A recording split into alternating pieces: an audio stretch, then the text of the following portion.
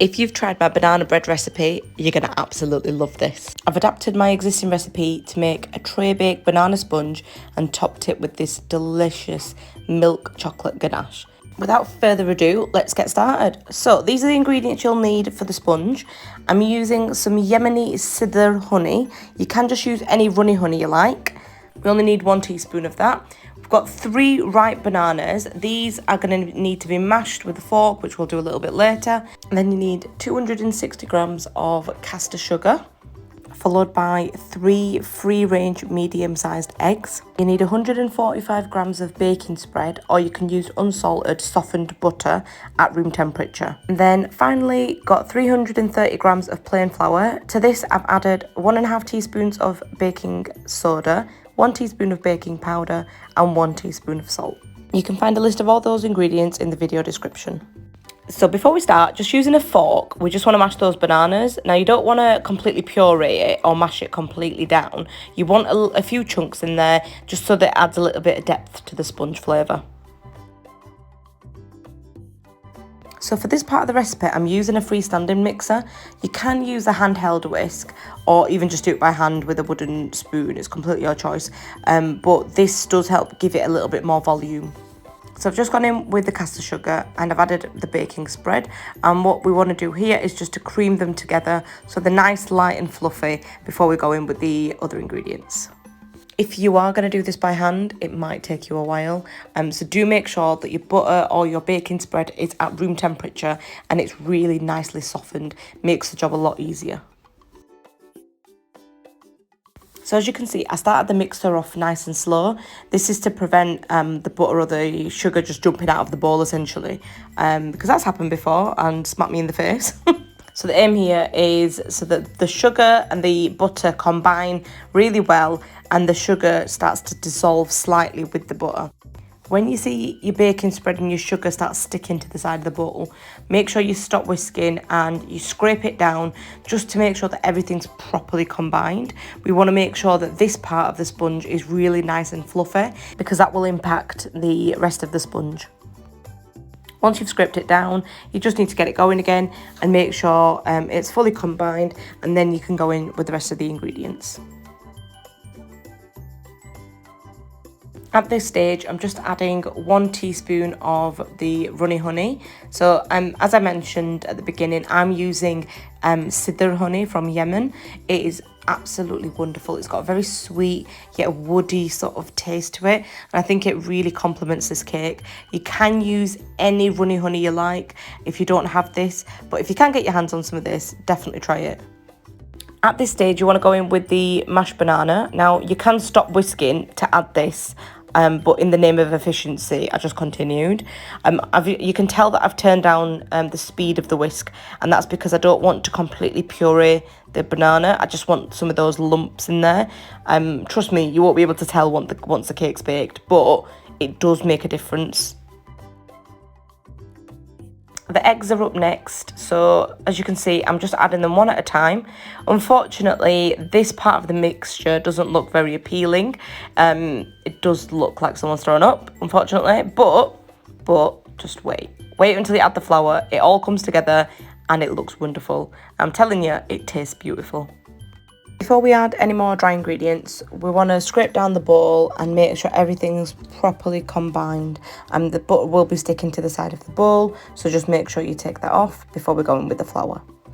One of my favourite things about this is that you don't have to sift anything, just bung the flour in with the baking soda, powder and the salt and give it a good whisk. Whilst you're waiting for this to whisk, make sure that your oven is preheated to 160 degrees and you've got your cake tin ready. I'm going to show you what size cake tin I used and how I ensure that my cake doesn't stick to it. You don't want to waste any of this cake batter, so make sure you take every little bit off from the whisk and then give it a good mix. Just fold it through. We don't want to over whisk the mixture itself, so you can just fold it through with your spatula. So I always line my cake tins with this PME Releaser cake spray, and I ensure that I get all the edges and the base, just because this helps my cake just slide right out. I don't need to line it with parchment. I don't need to butter it or grease it or anything like that. it is so much easier. I've included an Amazon affiliate link for this in the description so that you can purchase your own releaser cake spray. Now pour that cake mixture into the cake tin that you've lined with the releaser cake spray, and then using an offset spatula you want to spread that mixture across the tin, and you want to really ensure that you push it into those corners. Don't miss the corners.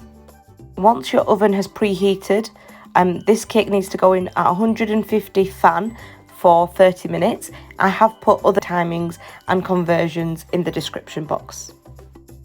Once your sponge is baked, you want to allow it to cool in the cake tin for at least 5 to 8 minutes. The one thing you don't want to do is leave the sponge in the cake tin way too long. If you leave it in too long, the moisture from the sponge will actually stick to the base of the cake tin, and then it becomes really difficult to get it out in one piece. Before I turn the cake sponge out, I always sort of loosen the edges with a flat palette knife. This just ensures there's no bits sort of sticking to the side, and it just makes it easier to turn it out all in one go. So when I'm turning the sponge out, I normally put the cake rack on top of the tin and then flip it, and then it just makes it easier for the sponge to just slide out thanks to that releaser cake spray. And now you just have to be patient. You've got to let it fully cool at room temperature, and whilst it does that, we're going to make the chocolate ganache. I know you're going to be tempted to have a slice, but please don't. This chocolate ganache is simple as 2 ingredients. All you need is good quality milk chocolate and double cream. You just need to pop them into a pan to combine them, and we're going to melt this over a low heat. So common mistakes when you're making ganache is that sometimes people use eating chocolate. You want to ensure that you buy cooking chocolate, and you can just buy any regular cooking chocolate or baking chocolate from the supermarket, but for the best quality ganache I would highly recommend Caribou chocolate. I've also included a link to this Caribou chocolate in the description box. Have a look. It links you to my Amazon page where you can buy the bags of chocolate either in a small pack or a large pack. Now I've been melting this chocolate and the ganache for a while over a low heat. When it gets to the stage that the chocolate's almost melted, use a whisk to combine it. Now you need to ensure that you let the ganache fully cool at room temperature for a couple of hours. Once it's done, you can then pipe it into your piping bag. I'm using a disposable bag here with a 1M tip. I've linked this in the description box for you. I'm just using a measuring jug to place the piping bag in, and what I'm doing here is I put the nozzle in and I'm just squashing the end of the bag into the nozzle. Now what this does is when you've got a runny filling, it just prevents it from going all the way through. Although the ganache is no longer runny, it has set. It's got very creamy texture to it. I still just wanted to make sure that it doesn't go right to the end and hit that nozzle. So I'm just transferring it using a spatula into my piping bag, and this is going to be our topping for the banana sponge. Once your bag's full, you just need to snip the end of the piping bag so that your nozzle can come out, and then just twist the top of it, and as you push it down, the ganache will come to the front of the piping bag and it's ready for you to pipe onto your cake. So I've just transferred the cake onto a cutting board, and I want 24 equal sized portions. You can cut your slices as large or as small as you like, but this is just the size that I preferred. And then once you've cut your slices, you can then start topping it with that ganache. I'm just doing swirls like so. Here's a slow-mo for you so you can see how I'm doing my swirls. The ganache has a really smooth and silky consistency, but it's actually quite firm as well at the same time. So it gives you that really nice peak on top of your little cake sponge.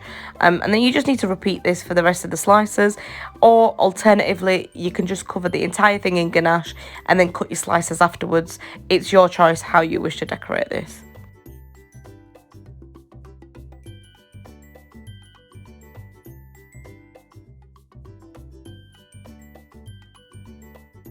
And there you have it. That's my banana and chocolate ganache cake. So I've turned a loaf cake or banana bread into like a tray bake. And honestly, they complement each other so well to these flavours. You'll absolutely love it. It's a winner across the household. If you enjoy this recipe, please don't forget to subscribe, like, and leave a comment. And let me know what recipe I should share with you next. Thanks, guys.